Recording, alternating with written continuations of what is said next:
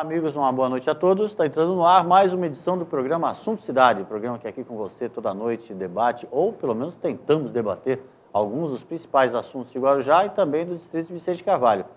Como todos estão acostumados, recebemos aqui toda noite um convidado especial, uma pessoa que se destaca na sua área de atuação.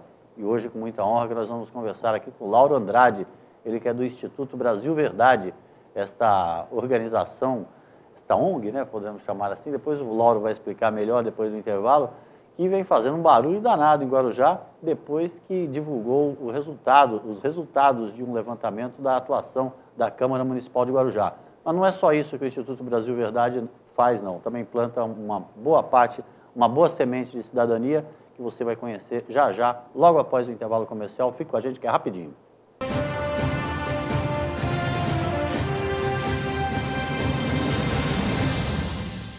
Atenção você, que sempre procurou uma oportunidade para realizar seus sonhos e melhorar sua vida e de sua família. Nosso grupo de empresas e indústrias está selecionando pessoas empreendedoras que buscam a renda que realmente merecem, através do seu esforço e de sua dedicação. Receba de R$1.000 a R$30.000 por mês. Ligue já para 13 30 27 35 36. Ligue já e agende sua entrevista. 30 27 35 36.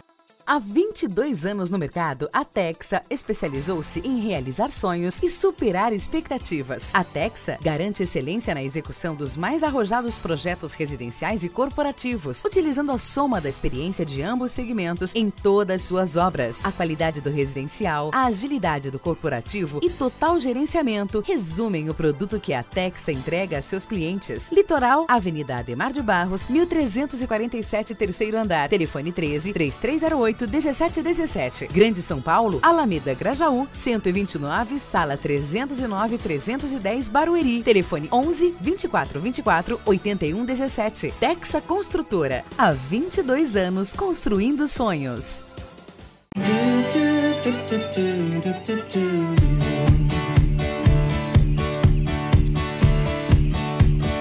Cuidar de cada detalhe para tornar o dia mais especial. Esse é o plano. Envelhecer com a certeza de nunca ficar velho. Esse é o plano. Transformar um sonho distante em seu próximo destino. Esse é o plano. Cuidar hoje do amanhã. Esse é o plano. Descobrir que ocasiões especiais ficam ainda melhores quando compartilhadas. Esse é o plano. Conseguir almoçar em casa e valorizar os momentos que realmente importam. Esse é o plano. A Unimed sabe que seus planos são importantes para a sua vida e se cuidar é a maneira de você realizar cada um deles. Cuidar de você, esse é o plano Unimed.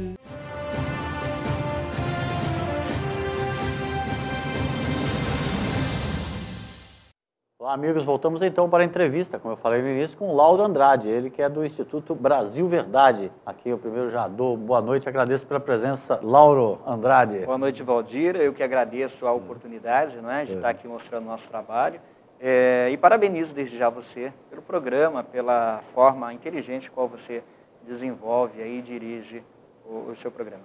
Lauro Andrade, que não fique assustado, é o mesmo Lauro Andrade que apresenta o programa Universo Ambiental. Não, ambiente social, me perdoe, desculpa. Não, é que você faz um programa tão complexo e diversificado, que está dentro do Universal, que eu acabei confundindo com o nome, mas é um programa na TV Guarujá, nossa emissora co-irmã, um programa também dirigido com bastante talento, a quem, logicamente, parabenizo. E também, a gente vai aprendendo com o Valdir. Imagina. E também com esse trabalho no Instituto Brasil Verdade, eu já queria logo de antemão que você explicasse para o telespectador o que vem a ser o Instituto Brasil Verdade. Tem verdade nesse Brasil ainda para um... Cada um tem a sua verdade, né, Valdir? O Instituto Brasil Verdade, ele foi fundado em 2005. Em Guarujá, ele chegou em 2007, de 2007 para 2008, com foco na educação para a cidadania. Né? A cidadania é um assunto, um tema abrangente. Então, dentro da cidadania, nós temos uma linha de atuação que é a educação política, principalmente em anos de eleição. Então, o Instituto ele é composto por jornalistas, sociólogos, professores, educadores, que desenvolvem esse trabalho no Guarujá e em outras cidades também. De lá para cá, a gente vem fazendo um trabalho de educação política, de palestras, em escolas, ONGs, empresas, entidades filantrópicas, onde a gente é chamado. Desenvolver a cidadania numa cidade de contrastes sociais como Guarujá, onde nós temos o ápice da riqueza e o inferno da miséria, é uma atividade até inglória, né? Vamos dizer assim. É difícil, é árduo, mas é único. Não existe outro caminho se não for esse, né? Se não for a educação. Eu costumo falar que o Guarujá ele é o Brasil em miniatura. Certo. Nós temos uma pequena parcela de população que vive sem nenhuma carência, certo. E uma grande massa que vive em carência absoluta. Nós temos 40% aí na cidade numa situação de pobreza extrema. E você falar de cidadania para aquele que tem fome é complicado. Exatamente. Né? Você falar, olha, o que é a democracia, o que é a cidadania, olha, é preciso participar. Para aquele que mal consegue se alimentar e não tem o básico, que é uma casa de qualidade, num lar, uma qualidade de vida mínima, é delicado. É delicado. A cidadania aí entra em segundo plano. Mesmo que esses dois extremos estejam distantes, o exercício da cidadania e a necessidade de comer, uma coisa está sempre ligada à outra, logicamente. Sem dúvida. Esse é o papel do Instituto, então. Conscientizar as pessoas o quão importante é o exercício da cidadania. Não, sem dúvida, porque o que é cidadania, né? Se a gente parar para prestar atenção. Cidadania, você tem que ter uma boa qualidade de vida que está ali com um saneamento básico. Você tem que ter, digamos assim, energia na sua casa. Você tem que ter um lugar para morar digno. Certo. Você tem que ter, no minimamente, uma rua asfaltada. Se você não tem nada disso, você automaticamente perdeu a sua cidadania básica. Certo. Né? E onde é que está essa cidadania básica? Como é que você constitui isso? Como é que você consegue? Na hora do voto. Certo. Não só do voto, na hora do voto, mas também após o voto, que é a participação, é o acompanhamento. Claro. E como que o Instituto atua na prática, Lauro? Em escolas? Como é que é isso? Na prática, no caso de palestras. Tá? No caso de palestras, nós temos um número determinado de agentes de cidadania, e esses agentes vão para as escolas, eles vão com palestra falando sobre participação social, sobre democracia e voto consciente. Tá? Dentro da escola, falando sobre educação, né, na escola, nós realizamos concursos. Por exemplo, agora nós tivemos realizamos aqui em Guarujá, inclusive, que foi o Eu Voto Consciente, mas devido à Copa nós pegamos um tema, que foi eleição é que nem futebol, tem que ter seleção. Nós fomos para as escolas, durante a palestra, né, o agente ele sorteava a bandeira da Copa do Mundo, corneta, né, vários brindes, a criançada participa, os adolescentes vão participando. No final da palestra, ele constitui ali uma redação, e no final da redação, o Instituto, junto com o Voto Consciente, escolheu ali as melhores redações para fazer a premiação. E aí houve a premiação de uma camisa oficial da Seleção Brasileira, de troféu simbólico, criou-se um elo ali, uma coisa do momento, a Copa do Mundo, sim, com a questão da cidadania. Sim. Você faz essa junção porque é algo que chama atenção. Né? É difícil você ir para a escola falar de política quando a classe política está tão desacreditada. Né? Nós temos hoje, infelizmente, uma classe política que caiu no descrédito da sociedade, até que de repente proposital. Porque não é interessante para alguns que a população se aproprie né, do tema política, do tema participação social. Senão depois não vai querer mais uma cesta básica. Não vai querer mais. Não vai trocar uma cesta básica por um voto. Né? Ele precisa ter conhecimento para isso. Claro. Né? A gente precisa colocar luz em cima disso. Né? Como é que funciona o sistema eleitoral, como é que funciona a política. E nisso todos ganham. Ganha a sociedade, ganha também a classe política. Claro. Então o que acontece? A gente vai para a escola, faz esse tema. O bacana também é que a gente detecta ali futuros líderes. Ao contrário do que muitos pensam, olha, a juventude não quer saber de nada, a juventude é alienada, a gente detecta naquele momento garotos, garotas que gostam do tema política, que se interessam, que desejam ir à Câmara, que desejam conhecimento, e ali você vai detectando, e você vai contatando, e você vai encaminhando para que participe a uma Câmara, para que participe também como agente de cidadania. É um trabalho muito bacana. Isso na escola. Nas ONGs a gente cria fóruns de cidadania, com discussões também sobre temas, associações comunitárias também, e muitas vezes até empresas, viu? Nas empresas? Nas empresas também. Muitas são as empresas que, principalmente ano eleitoral, chamam o Instituto, chamam o Voto Consciente, para que tenha palestras sobre educação política. Isso já é um movimento alvissareiro, né? As próprias empresas se dedicando ao ensino de exercício da cidadania, né? É porque é interessante, né, Valdir? A gente começa a mudar o paradigma da manipulação, aquela coisa de que o cidadão não pode ter informação, não pode ter educação. Isso muda, isso vai mudando. Então, é claro que é lento, porque toda mudança de paradigma é lenta. Mas é um processo formidável, claro, porque você vê o cidadão se emancipar. E é importante também, a gente até aproveitar para deixar claro aqui, Valdir, que todo trabalho, todo processo, ele é suprapartidário. O nosso objetivo é emancipar o cidadão para que ele se descubra como ator, claro, para que ele se desenvolva e ele mude a sua própria realidade. Claro, não é para influenciar a escolha. Não, de forma nenhuma, porque seria contraditório ao nosso objetivo. Porque da mesma forma que nós não queremos que esse cidadão seja manipulado por outros, também não queremos que seja manipulado por nós. Exatamente. E também não queremos que a cada ano a gente precise voltar lá, porque senão é um círculo que não acaba. Claro. Né?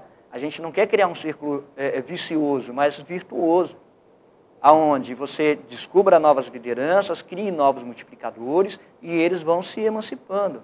Claro. E ali você vai criando nova realidade dentro daquela sociedade. Você falou que nesses encontros acaba sendo possível, por exemplo, localizar ou identificar possíveis lideranças. Sim. É fácil ingressar no movimento, no Instituto e participar do Instituto? Sem dúvida nenhuma, a gente está sempre aberto. Para qualquer pessoa, a gente exige isso, que não tenha um vínculo político, que não leve bandeira. Político que a gente diz partidário, né? Política todos nós fazemos, mas não política partidária. Mas é super simples, a pessoa entra em contato com a gente por telefone, por e-mail, e aí ingressa no movimento também.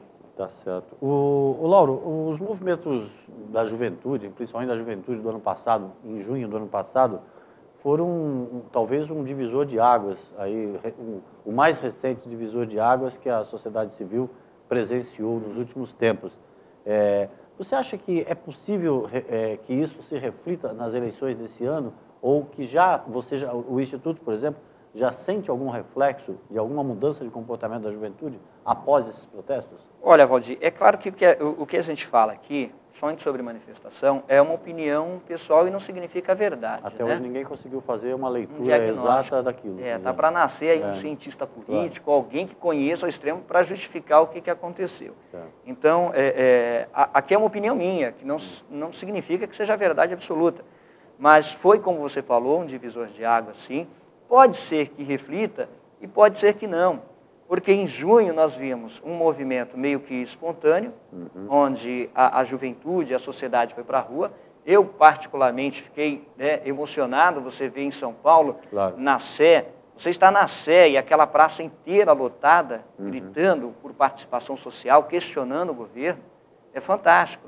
Metrô cheio, Guarujá se manifestando. Exato. É lindo, nós nunca vimos isso na cidade de Guarujá. Não é? Agora, depois disso, o que aconteceu? E aí eu coloco um ponto de interrogação no que está acontecendo hoje. A gente vê uma mídia gritando que não vai ter Copa, agora muda para que não vai ter Hexa. A gente vê e viu partidos políticos, né, tentando tirar proveito de algo tão genuíno, tão bonito, que saía ali do seio da população, até meio que denegrindo e maculando ali a imagem do movimento. E hoje eu me questiono isso. O que se tornou esse movimento? Se tornou uma briga política de sindicatos, de partidos, ou ainda está a população participando? E teve todo esse desvio de objetivo que foi gerado principalmente pela participação dos mascarados, dos black blocs, que acaba criando uma animosidade com a população, né? O sujeito que vai para depredar e vai mascarado, a população acaba não aprovando mesmo. Não aprova de forma nenhuma, até porque a gente não sabe de onde sai esse sujeito mascarado. Às vezes é até provocador, né? Você entende? Justamente para denegrir o espírito da manifestação. Lógico, você coloca meia dúzia de pessoas, infelizmente a população às vezes anda pelo instinto, você coloca meia dúzia de pessoas que fazem barulho, que quebram uma vidraça, quebram uma agência bancária e ali destrói tudo. Mas tudo bem, mas não era o objetivo central da nossa conversa. Sim. Agora nós temos um movimento também, o Valdir, pegando o gancho, que hoje, na sociedade brasileira, isso foi muito depois do ano passado, que é o manifestante e o militante de um clique. Então ele vai para a internet, ele coloca no Facebook, nas redes sociais, ele vai lá e participa da Avaz, e fala, olha, eu não quero que acabem com a Amazônia, coisa e tal, e ele fica só na internet. Entendi. E ali... é o que era antigamente o revolucionário de boteco. Revolucionário de boteco. Que ficava no boteco falando que ia acabar com o governo, entendi. E não sai daquilo. Então, talvez os próximos passos seja realmente a sociedade, eu acredito muito nisso, se apropriar da participação social. Certo. Isso seria salutar. A cidadania ao alcance de um clique, né? Vamos supor. Seria, se você parar para prestar atenção, a sociedade consegue colocar governo, tirar governo, fazer um recal político, ver o que quer, pela internet, pela rede social. Agora, mesmo com toda essa multiplicidade de informação na internet, aí que é delicado e é necessário que o internauta, aí no caso, busque uma informação mais segura possível, né? Sim. Porque também tem muita mentira na internet, né? Também. Sim. Tem muita coisa fantasiosa, né? Basta ver o caso da vítima do Morrinho, da dona de casa Fabiane no Morrinho, que foi vítima de uma irresponsabilidade divulgada pela internet. Né? E compartilhada e curtida. É trágico. É trágico porque é o lado negativo. Na internet ela não é nem boa, nem ruim, ela é neutra. Desde que tenha responsabilidade. Agora você tem que ter responsabilidade no que você está fazendo. Agora, só para também fechar, de repente, a internet, o Movimento de Combate à Corrupção Eleitoral, há poucos anos atrás, arrecadou 1.600.000 assinaturas no papel, pelo Ficha Limpa, e 4 milhões, a Avaz, 4 milhões pela internet. 4 milhões de assinaturas. Então, a internet tem uma força muito grande. Mas essas 4 milhões foram entregues no Senado, no Parlamento, em Brasília. Então, nós temos que pegar, assim, as redes sociais e trazer ela para o mundo concreto. E usar para o bem, né? Para o bem. Você citou o voto consciente. O voto consciente é outra ONG, é outro movimento ou atua em conjunto com o Instituto Brasil Ele é uma outra ONG. O Voto Consciente ele foi fundado há 20 anos em São Paulo, um grupo de mulheres voltadas a acompanhar o Legislativo. Ele é uma outra entidade, é uma OCIP, e trabalha em parceria com o Instituto Brasil Verdade. Certo. E produz também palestras também da mesma forma? Da mesma forma, o Instituto, por exemplo, trabalha com a metodologia do voto consciente. Certo. Bom, eu queria começar, que a gente começasse a falar diretamente, especificamente, sobre o levantamento que foi realizado na atividade da Câmara Municipal de Guarujá. Muita gente ficou de orelha em pé, bravo com o levantamento, porque acabou dando uma média final, né, no levantamento. O Instituto Brasil Verdade utilizou critérios, a participação, a presença dos vereadores no plenário, nas sessões da Câmara, e a sua participação efetiva como legislador, ou seja, a quantidade, não só a quantidade, a qualidade dos trabalhos apresentados, é isso, né? Essa média final foi produzido um levantamento, uma estatística, e a média final foi de 4,5. Muita gente acha que foi até uma nota muito alta, viu, Laura? Muita gente já me fala uma nota muito alta. Os vereadores, por sua vez, alguns acharam bom, que ficaram bem na foto, e outros acharam ruim. O presidente da Câmara, por exemplo, em entrevista a um jornal da cidade, disse desconhecer a metodologia. Queria que você começasse a explicar o levantamento todo em si, o objetivo disso tudo, e a gente pudesse conversar aqui, esmiuçar um pouco este levantamento que mexeu com a Câmara de Guarujá. Finalmente alguma coisa mexeu com a Câmara de Guarujá. Um dos objetivos do Instituto, eu digo até que a nota em si é o de menos. É o de menos. O desdobramento, um dos objetivos nossos, é provocar discussão. Claro. A nota, quanto foi de cada um, o que fez, o que não fez, é um detalhe, né? É o que você falou, finalmente alguma coisa aconteceu. A gente precisa discutir, a gente precisa colocar luz em cima das coisas, né? Colocar luz em cima do Poder Executivo, do Poder Legislativo. Agora, mas vamos lá, como é que começou o levantamento? Há um ano e meio atrás, foi criado uma metodologia entre todos os núcleos do movimento Voto Consciente, foi criada uma metodologia de avaliação do legislativo, que eu prefiro chamar de acompanhamento. Tá? Dentro dessa metodologia, o que o Instituto fez? Junto com o movimento Voto Consciente, em várias cidades, foram dados cursos sobre esta metodologia. Entendi. Então, o Humberto Dantas, que é cientista político, ele foi em várias cidades, algumas conosco, para divulgar essa metodologia. Entre essas cidades está a cidade de Guarujá. Em maio, um dia antes do Dia das Mães, inclusive um sábado, nós tivemos uma média de 80 pessoas na Câmara Municipal durante todo o dia de sábado.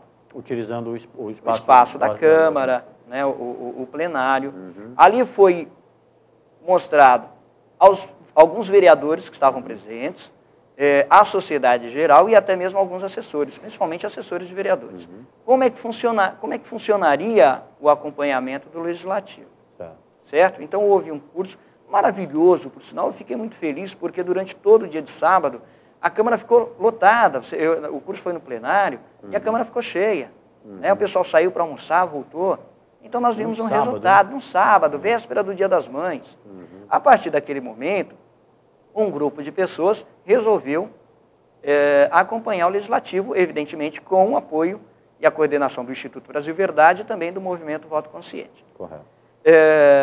Ainda em maio de 2013, nós tivemos uma reunião com o IBV, o Voto Consciente, e o Grupo de Cidadania, que é um grupo da Igreja Católica aqui de Vicente Carvalho. É uma reunião com o presidente da Câmara, Marcelo Facione. Entregamos o livro, né, um formato encadernado, uma apostila, sobre a metodologia, conversamos. Ele ficou, inclusive, com a sua assessoria de xerocar e distribuir para os vereadores, tenho certeza que fez isso. Mas o que acontece? A gente fica pensando assim, que é muita ação para o presidente da Câmara, e de repente, né, ou esqueceu, ou não sei, né? Porque assim, é um livro que não é um livro pequeno, né, que dá trabalho. E ali já era explicado e esmiuçado todo o procedimento que seria realizado. Todo o procedimento que seria realizado. De lá para cá o grupo veio acompanhando, nós poderíamos ter escolhido divulgar um levantamento daqui a 3 anos, antes da eleição, por uma questão de já informar mais uma vez a Câmara do que estava sendo feito. Optamos por fazer esse levantamento até que básico, já agora, né? E divulgamos dentro da Câmara com cartaz, mais uma vez solicitamos o espaço da Câmara para divulgar o levantamento. Então, assim, eu imagino, eu não vi essa matéria do presidente, mas ele deve ter esquecido, eu imagino que foi isso. E como que foi o levantamento? O grupo ia em toda a sessão da Câmara? Em toda a sessão. E anotava e ficava... Então, o grupo vai toda terça-feira, faz o levantamento, faz as anotações, mas o bacana da Câmara do Guarujá é a transparência. Isso é claro que há muito que andar ainda, mas a transparência dos sites da Câmara, por exemplo, do Guarujá, ele disponibiliza os dados para você fazer qualquer tipo de informação, ter qualquer tipo de informação e fazer qualquer tipo de levantamento. Já é um dado positivo. Extremamente positivo. Nós trabalhamos em outras cidades que nós não temos isso. Né? Então eu me sinto assim, até honrado, porque o Guarujá ele tem certas famas, né? Aquela coisa da política que não anda. E, de repente, o grupo que está fazendo auditoria, que está fazendo levantamento, fala, não, Lauro, o Guarujá é uma delícia para trabalhar porque você vai buscar as informações todas pelo site. Então, é legal deixar isso claro também, que apesar de haver um grupo do Guarujá acompanhando a Câmara, todo o material colhido foi feita uma auditoria por pessoas que sequer conhecem o vereador. Entendi. Não é? Existe um corpo técnico coordenado pelo próprio Humberto. Os critérios foram escolhidos para as câmaras serem avaliadas, e foi feito o levantamento. Correto. Então, é algo muito técnico, mas eu gostaria também de registrar isso mesmo. A Câmara, para você que está em casa, está aí acompanhando, eu quero saber o que o meu vereador fez. Não precisaria nem de levantamento, se tivesse a participação do cidadão. Basta entrar no site da Câmara, vai em proposituras, coloca a data, o nome do vereador, você busca tudo. Aparece a relação de tudo Aparece a relação. que ele fez. Muito prático. No final das contas, todo o levantamento, todo o estudo foi baseado com dados fornecidos pela própria Câmara. Pela própria Câmara. Ninguém inventou nada. Não, de forma alguma. Não há possibilidade nem de... subjetivamente. Não. Nem subjetivamente. O que se utilizou foram os critérios estabelecidos pelo Eduardo. Pelo Humberto. Pelo Humberto. Com base nos critérios estabelecidos. Certo. E os dados informados pela Câmara. Tá certo. Lauro, nós vamos fazer um pequeno intervalinho. Lógico. E continuar falando sobre esse estudo do Instituto Brasil Verdade e sobre as possibilidades que isso o estudo tem como objetivo, que é despertar na população essa necessidade de consciência. O programa Assunto Cidade faz um pequeno intervalinho, mas fique conosco que é rapidinho, voltamos já.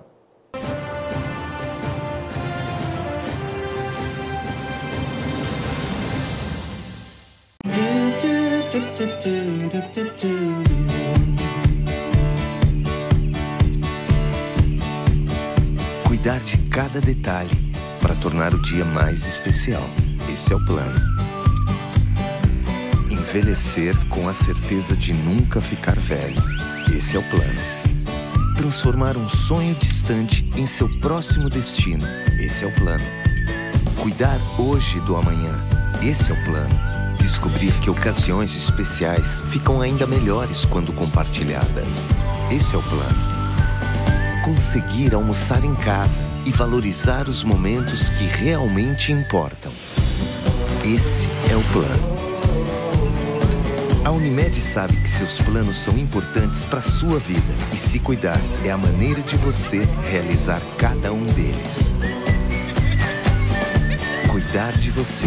Esse é o plano Unimed. Há 22 anos no mercado, a Texa especializou-se em realizar sonhos e superar expectativas. A Texa garante excelência na execução dos mais arrojados projetos residenciais e corporativos, utilizando a soma da experiência de ambos segmentos em todas suas obras. A qualidade do residencial, a agilidade do corporativo e total gerenciamento resumem o produto que a Texa entrega a seus clientes. Litoral, Avenida Ademar de Barros, 1347, terceiro andar. Telefone 13-3308-1717. Grande São Paulo, Alameda Grajaú, 129, sala 309-310, Barueri. Telefone 11-2424-8117. Texa Construtora. Há 22 anos construindo sonhos. Atenção você, que sempre procurou uma oportunidade para realizar seus sonhos e melhorar sua vida e de sua família. Nosso grupo de empresas e indústrias está selecionando pessoas empreendedoras que buscam a renda que realmente merecem, através do seu esforço e de sua dedicação. Receba de R$1.000 a R$30.000 por mês. Ligue já para 13 30 27 35 36. Ligue já e agende sua entrevista. 30 27 35 36.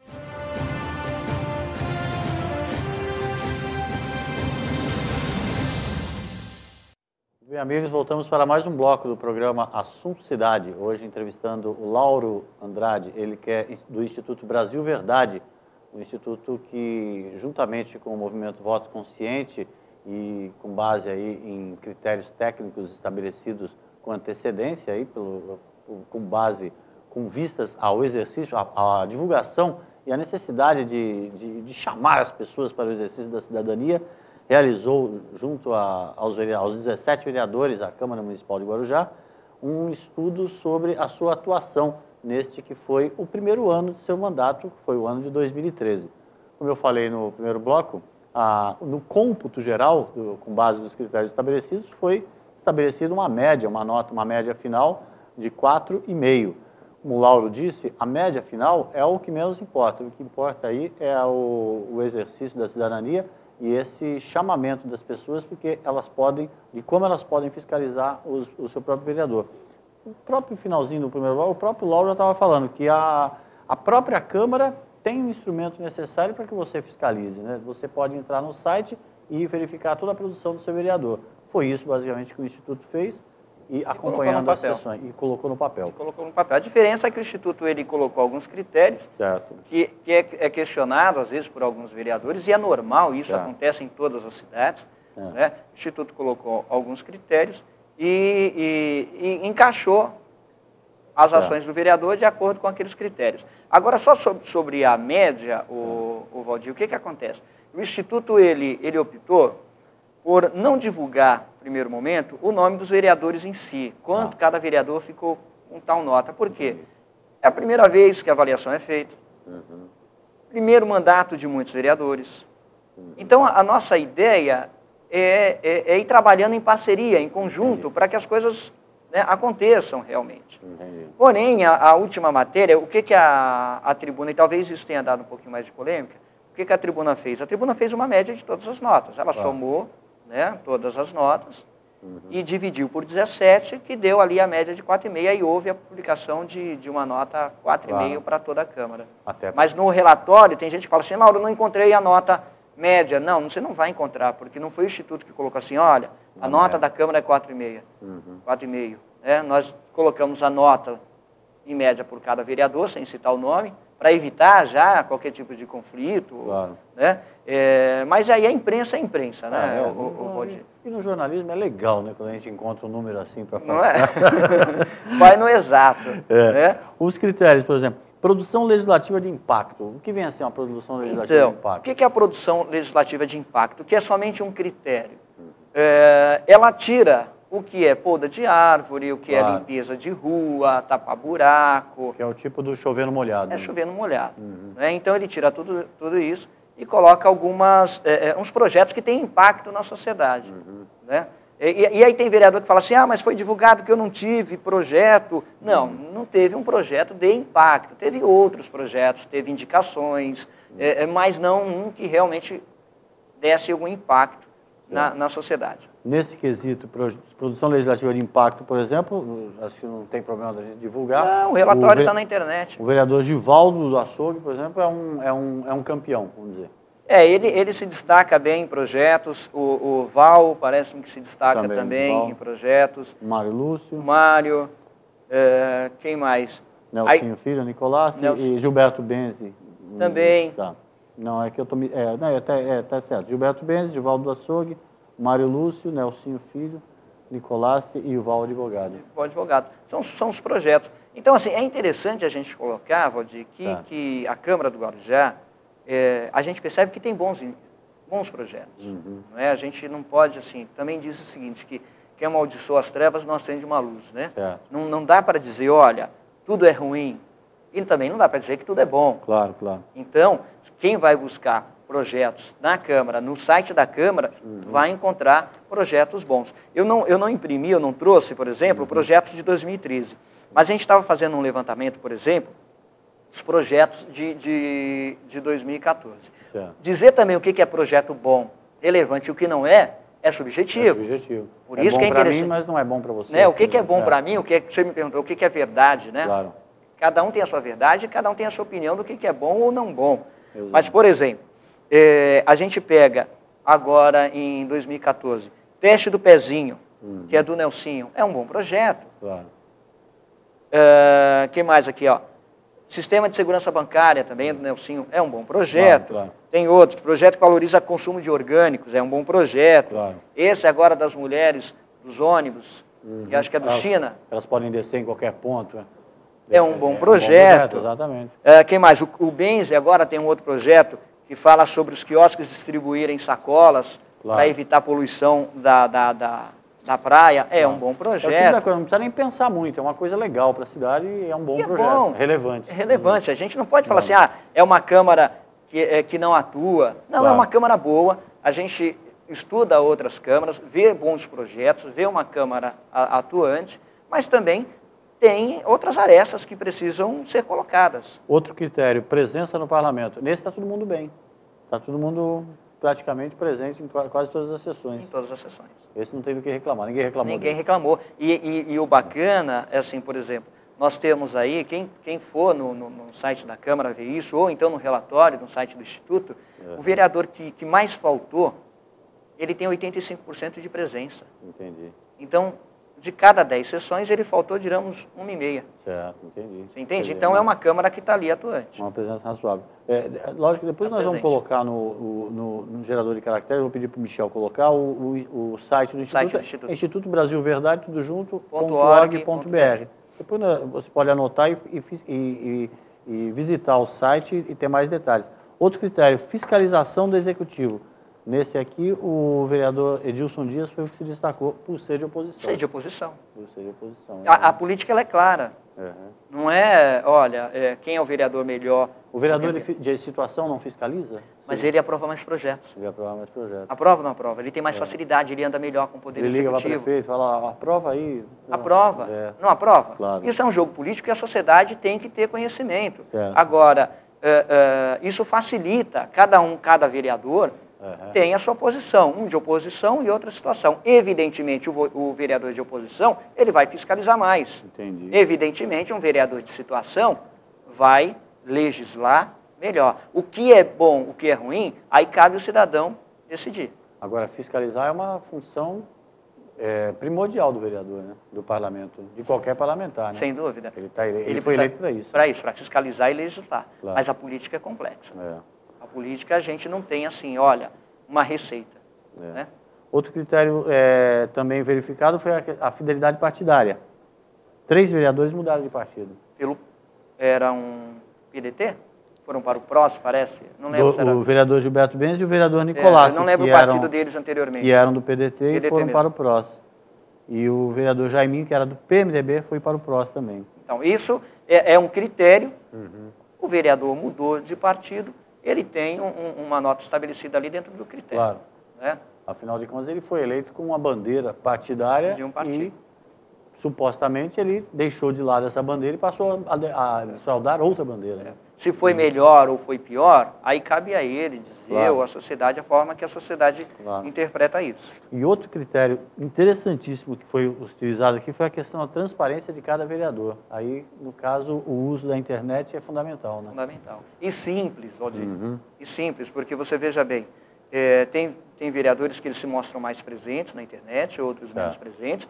E a coisa mais simples é o vereador falar para a sua assessoria, olha, eu preciso que coloque a minha agenda no Face, no blog, no site. Um vereador dos 17 divulga a agenda semanalmente. Um vereador, que é o vereador, temos que até divulgá-lo, que é o vereador Val Advogado. Agora, qual a dificuldade? De se divulgar uma agenda. Nenhuma. Eu acredito que depois desse acompanhamento, eles vão colocar, porque são coisas simples que precisam somente ser ajeitadas. Sabe, colocar no Face o partido, é falar qual a comissão que faz presente, o seu telefone, o seu e-mail. O cidadão que está eventualmente assistindo a entrevista e achou interessante o trabalho do Instituto Brasil Verdade, logicamente pode ir lá no site, como nós falamos, verificar o levantamento completo, mas isso não precisa virar uma conversa de boteco. Ele pode passar a exercer essa cidadania lá na Câmara, até porque as sessões da Câmara são abertas à população, não estão sendo, no momento, transmitidas pela TV, acabou havendo um processo judicial que interrompeu a transmissão ao vivo, mas as sessões da Câmara são abertas. O problema é também a questão do horário da sessão. Essa outra questão que eu queria debater com você. Há propostas de se modificar esse horário, porque as sessões ocorrem numa terça-feira às 15 horas. Quem que pode ir às 15 horas numa sessão da Câmara? Então, Valdir, isso foi tema de uma discussão entre os núcleos, isso em São Paulo até, e eu citei isso. Eu falei, olha, como é que faz a Câmara que tem uma sessão às 3 da tarde? E aí houve essa discussão. Qual o horário melhor? Será que é à noite mesmo? À noite as pessoas estão mais cansadas. Será que é durante o dia ou não? Então, é uma questão da própria sociedade debater e levantar o que é melhor para cada cidade. Mas tem muito vereador que, se você for levantar essa discussão, vai falar, mas isso não é problema de vocês, é problema nosso. Não é. Pelo contrário, é problema da sociedade. É problema da sociedade. A sociedade tem que debater e escolher as melhores formas de se participar e se levantar essas questões. É uma questão, isso de repente é falta de cultura participativa do vereador que dá uma resposta dessa. Né? A Casa legisla para a população e deve satisfação para a população e para a sociedade. Se não tiver essa cultura, é preciso desenvolvê-la. Então, é importante, sim, que a população esteja à vontade para ir na Câmara. De repente, alguém fala, não é o melhor horário. Então, passa a ser à noite. Passa a ser de manhã, não sei. Mas precisa adequar para a sociedade, não a sociedade se adequar ao vereador. Qual a avaliação final do Instituto Brasil Verdade com relação a esse levantamento, a esse primeiro passo aí que foi dado e o que a população pode esperar num levantamento seguinte? A avaliação é positiva, a avaliação é boa. É claro que há um choque, os vereadores eles tomam um choque, nós tomamos todo o cuidado para não dar um choque tão grande, né? Porque esse é um trabalho paulatino. Você imagina que nós estamos atuando no Guarujá desde 2007 e levamos todo esse tempo para poder publicar um levantamento, esperando um amadurecimento da cidade, um amadurecimento político dos vereadores. Há um choque, isso é normal. A visão nossa é positiva, não pelo número do vereador, né? Não se prendam a isso, mas pela discussão, pela provocação do papel do legislativo. Até porque, Valdir, e o vereador, qualquer vereador vai concordar comigo, que a sociedade muitas vezes não sabe o papel do legislativo. Não sabe nem para que ele está. Para que ele serve. Então o vereador ele tem dificuldade quando ele vai para a rua fazer campanha. Ou muita gente pede para tampar um buraco, para telha, para cesta básica. Exato. E não é função dele. Não é função dele. Essa função clientelista, esse assistencialismo, não é função do vereador e também não é função de ninguém. O nosso sonho é que a sociedade se desenvolva sozinha. Então nós temos vereadores em São Paulo, por exemplo, que falam, mas eu ajudo a sociedade, eu distribuo telha. Tudo bem, amigo, mas não está dentro do critério e não é o seu papel fazer isso. E isso sai muito caro para o vereador. Porque se o vereador não puder dar, ele perde voto. Ele é mal avaliado. Ele é mal avaliado. Pelo seu eleitor. E não é pelo instituto, é pela massa. Eleitor, exatamente. Ele, quando ele vai fazer campanha, qualquer cabo eleitoral sabe disso, a campanha sai caro. Sai caro antes da eleição, sai caro durante a eleição e depois. Porque um dia depois da eleição, tem gente batendo na sua porta. Eu já fiz campanha eleitoral, eu sei como é que é isso. Então a sociedade não sabe o papel do legislativo. É preciso que ela saiba e que ela amadureça e que a gente perca essa visão medíocre, tacanha de fazer política. Pequena. Pequena, extremamente pequena. E a política, muitas vezes você vê a sociedade condenar o político, mas ela age de forma promíscua no que se refere à política. Entendi.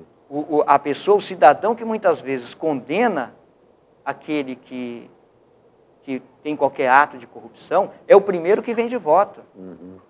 Então, a gente precisa fazer o quê? Colocar luz sobre isso.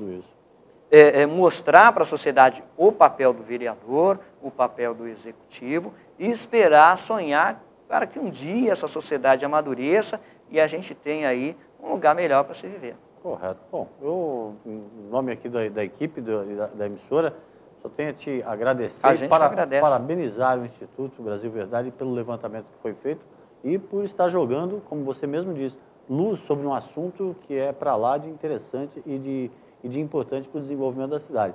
Nada melhor, como eu falei já em outras ocasiões, para repensar, refletir sobre esses 80 anos da cidade, do que pensar em tudo que foi feito até agora para fazermos 80 anos muito melhores aí daqui para frente.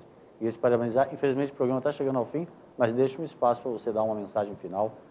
A gente que agradece, o Valdir, o Instituto ele vem com outras ações agora, ainda para 2014, voltados para deputados estaduais, federais, senadores, deixando sempre claro, né, que nosso intuito, nosso objetivo é trabalhar em conjunto, é trabalhar por uma sociedade melhor. Eu duvido que qualquer vereador, qualquer político queira fazer um mau governo, uma má gestão.